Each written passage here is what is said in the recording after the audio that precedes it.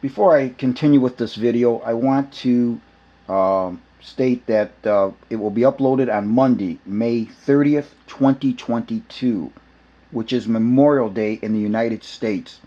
And I want to take this opportunity to remember all those that gave their life in the defense of this country, remember all those that served, and remember all those that came back injured. And so I did not want that to go unnoticed.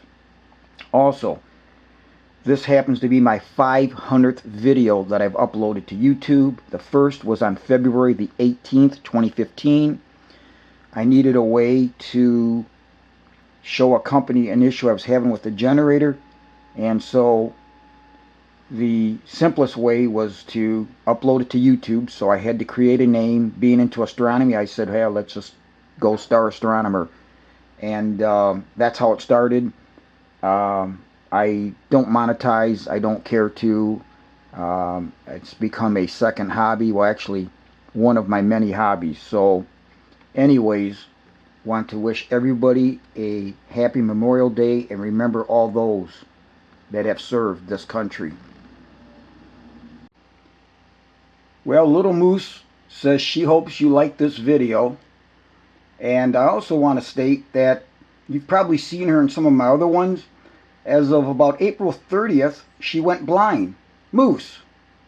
And anyways, the vet said that her eye pressures are too low. She doesn't have diabetes, and she didn't have a stroke.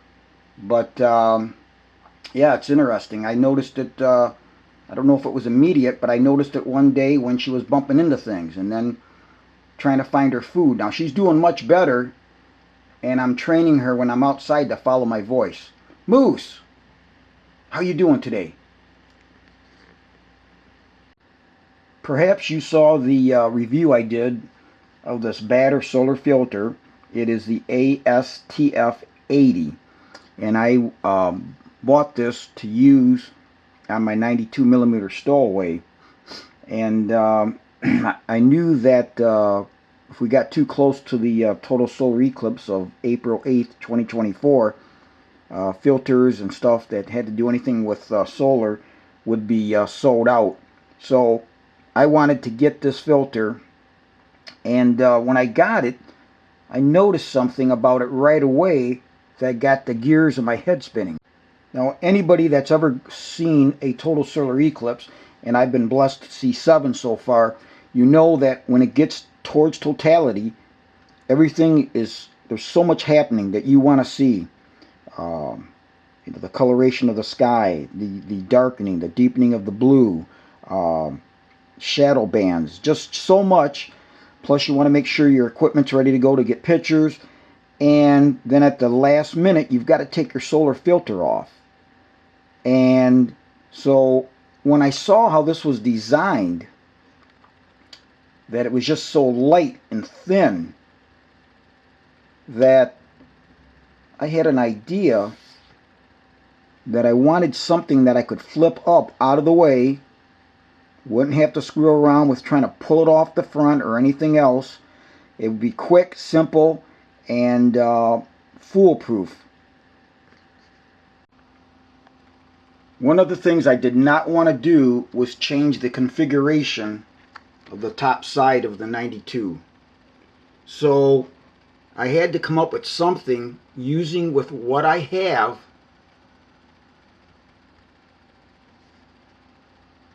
to make this a flip up solar filter.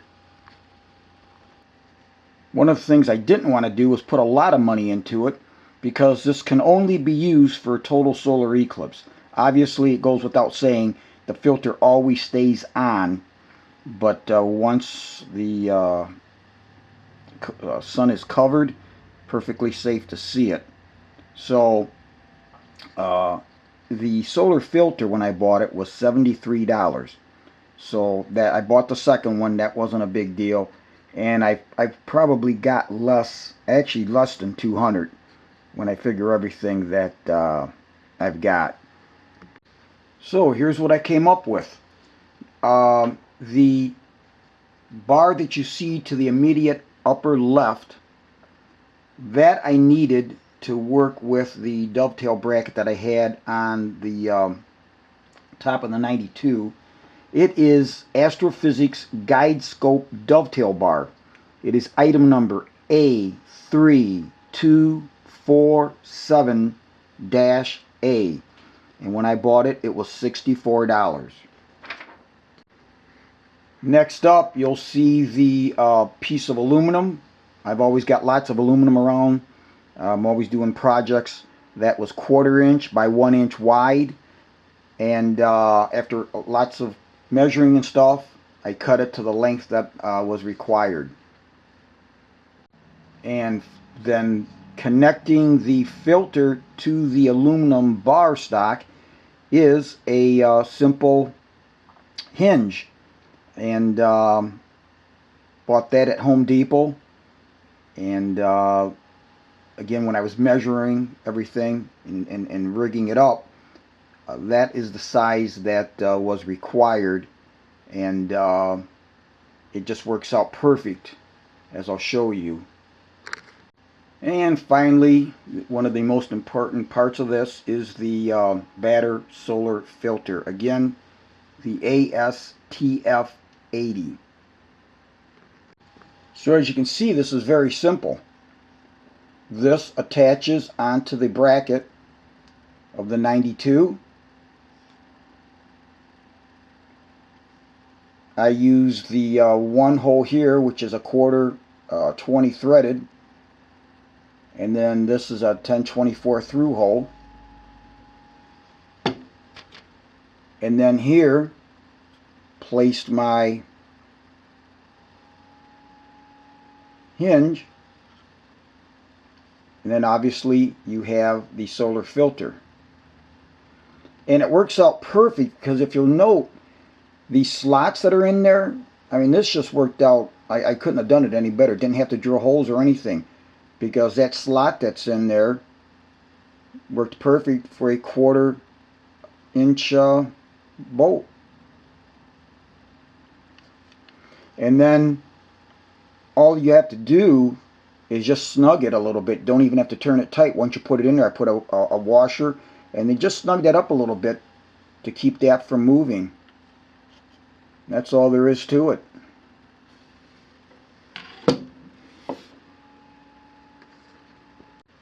One of the things that I had to consider was, do I want the dew shield fully out or retracted in? I opted to keep the dew shield retracted fully in. I didn't want anything to, I didn't want this to be any longer than necessary. Again, trying to make everything as compact as possible. So let's see this.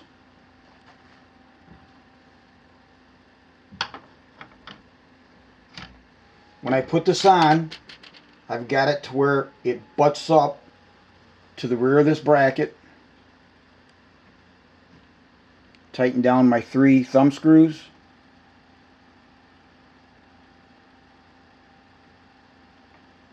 And there you have it. That simple.